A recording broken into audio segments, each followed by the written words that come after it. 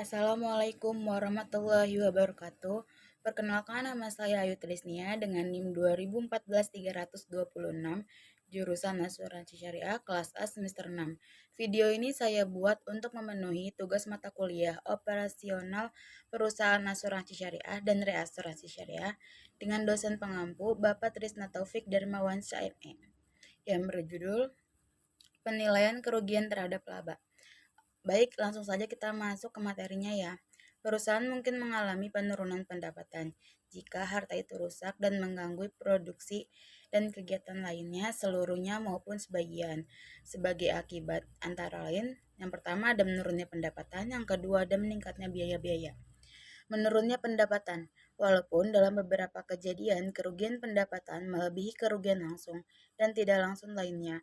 Ternyata perusahaan kurang was terhadap exposure kerugian terhadap pendapat itu. Manajer risiko juga menemukan suatu hal yang lebih sulit untuk mengukur kerugian potensial dari exposure terhadap pendapatan bersih karena banyak variabel yang bersangkutan.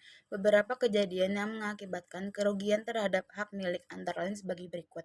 Yang pertama, itu ada kerugian sewa.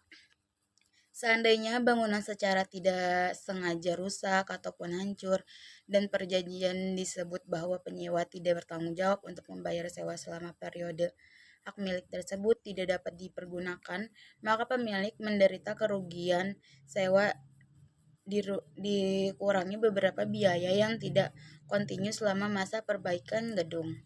Tanggung jawab penyewa dalam hal gedung tidak bisa dihuni dijelaskan dalam kontrak sewa yang bersangkutan. Pemilik bertanggung jawab atas kerugian sewa tersebut, tetapi selalu demikian tergantung atas hukum yang berlaku terhadap kasusnya. Dan yang kedua itu ada terganggunya operasi perusahaan. Beberapa perusahaan hanya bergantung pada satu pemasok untuk penyediaan tenaga, bahan, peralatan. Ganggu pada operasi perusahaan supplier tunggal akan menyebabkan terganggunya pula kegiatan produksi dan menjual perusahaan. Dengan demikian pula perusahaan yang hanya menjual kepada pemakai tunggal. Jika pemakai terganggu kegiatannya, maka konsekuensinya adalah pembelian perusahaan itu akan berkurang pula dan perusahaan tentu akan menderita kerugian. Kerugian seperti itu disebut continue again business interruption loss. Dan yang ketiga itu ada terganggunya kegiatan perusahaan. Karena harta dirusak, perusahaan atau organisasi lainnya mungkin akan menutup atau mengurangi kegiatan. Sebagai contoh, sebuah toko mungkin akan menutup pintunya atau sebagian unit toko disebabkan hartanya rusak. Toko tersebut jika dirusak atau diambil, tidak saja penutupan unit tersebut, tetapi juga termasuk peralatan, barang-barang untuk dijual ke pabrik, mungkin akan berhenti atau mengurangi produksi karena adanya pengurangan faktor produksi seperti peralatan pabrik, mesin, inventaris, bahan baku, atau barang-barang dalam prosesnya. Dan yang keempat itu ada kehilangan laba pedagang yang disebabkan rusak atau diambilnya barang mereka yang akan dijual sudah termasuk dalam kerugian akibat gangguan perusahaan. Masalahnya, karena barang dagang itu mungkin dapat diputar berkali-kali selama periode yang bersangkutan, maka laba bersih yang hilang mungkin akan melebihi kerusakan persediaan barang dagang itu. Dan yang terakhir, yang kelima, pengumpulan piutang yang mengecil. Seandainya catatan piutang suatu perusahaan rusak ataupun hilang, hal ini bisa disebabkan kesulitan semakin besar terhadap pengumpulan piutang dari langganan. Semakin besar jumlah langganan dan rata-rata piutang semakin kecil, kesulitan lebih besar akan terjadi. Kadang-kadang catatan tersebut dapat dibuat kembali berdasarkan dokumen lainnya, tetapi pembuatan tersebut memerlukan biaya yang akan mengurangi nilai pengumpulan. Jika perusahaan mendapatkan kerugian mengenai hak milik, bahkan seandainya catatan piutang tidak rusak, beberapa langganan juga bisa berdalih memperlambat pembayaran atau mengurangi pembayaran. Dan yang B itu ada meningkatnya biaya. Biaya dapat meningkat karena kerugian terjadi pada bermacam-macam hal.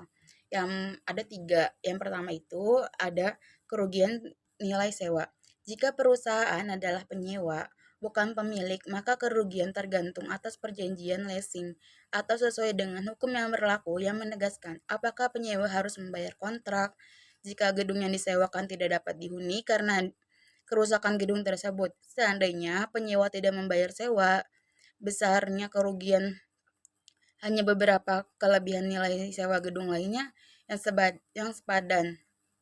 Jika penyewa diharuskan membayar sewa, maka kerugiannya adalah sebanyak sewa yang harus dibayarkan untuk sewa gedung lain yang sepadan.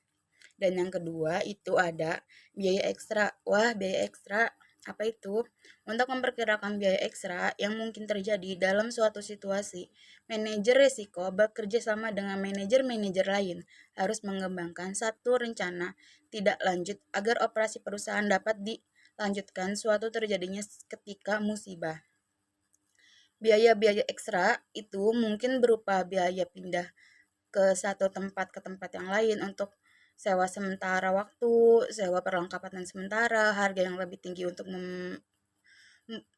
pemesanan mendadak bagi bahan baku, supplier atau barang dagang, tambahan biaya transportasi, biaya buruh yang lebih tinggi.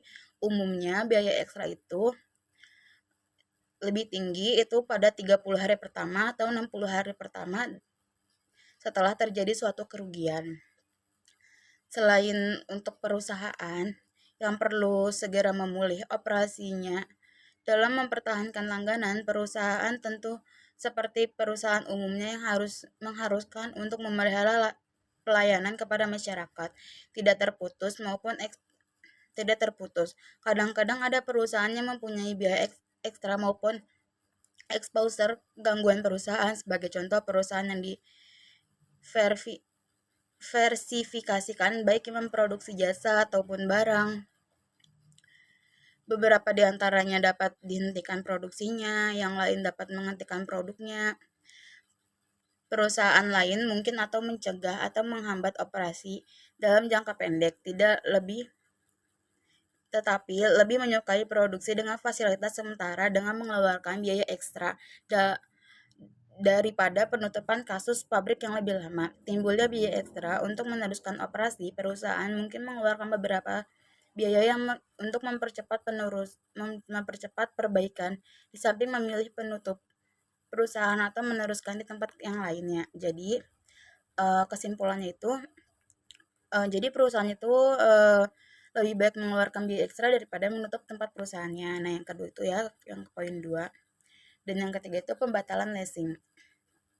Beberapa perjanjian leasing, kontrak atau sewa beli menyebutkan bahwa jika bangunan itu rusak paling kurang 50%, maka lease bisa batal baik secara otomatis maupun atas pilihan salah satu pihak. Penyewa penderita kerugian jika harta yang disewakan itu lebih berharga dari sewa yang telah dibayarkan, atau jika di muka tidak dapat diminta kembali. Nah, dari poin ketiga itu pembatalan leasing itu juga ada tiga poin lagi. Yang pertama, harta yang disewakan lebih berharga daripada nilai yang sewa.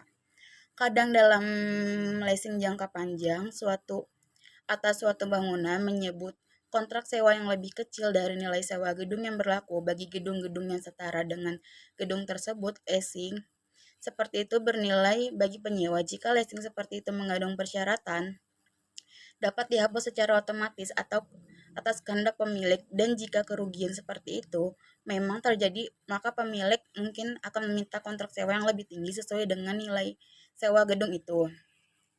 Karena penyewa menghadapi suatu potensi kerugian sama dengan present value atau nilai sekarang untuk sisa leasing yang dihitung berdasarkan antara lain sewa dan nilai sewa kontrak.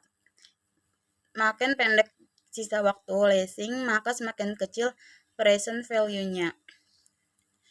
Jika akibat memutuskan leasing itu perusahaan harus pindah tempat baru, maka perbedaan sewa hanya merupakan sebagian dari kerugian, maka perusahaan juga akan mengeluarkan biaya pindah lokasi baru dan tambahan untuk mengoperasikan lokasi barunya. Dan yang B itu ada bonus atau pembayaran di muka. Jika perusahaan membayar bonus untuk menjamin suatu list atau membayar lebih dahulu sewa bulan terakhir dan tidak dapat menuntut pengembalian, maka jika sewa itu dibatalkan, perusahaan menghadapi suatu tambahan kerugian bunga yang disewakan. Yang terakhir itu poin C, perbaikan yang tak dapat dipindahkan. Kadang-kadang penyewa melakukan perbaikan untuk bangunan yang disewakan. Bahan yang dipakai tidak dapat diaplikasikan ketika penyewaan meninggalkan bangunan. Suatu perusahaan melakukan perbaikan itu disebabkan tambahan nilai guna selama gedung itu dipakai. Jika leasing menghendaki lessor yang telah melakukan perbaikan itu, penyewa hanya mengalami kerugian kegunaan perbaikan itu sementara reparasi dilaksanakan. Kerugian itu menjadi bagian dari kerugian yang mengakibatkan gangguan. Jika penyewa memberi tanggung jawab untuk setiap kerusakan yang terjadi pada bagian bangunan, termasuk kebaikan biaya perbaikan dalam kerusakan, menjadi tanggung jawab yang besar. Sekian video dari saya, kurang lebihnya mohon maaf. Wassalamualaikum warahmatullahi wabarakatuh.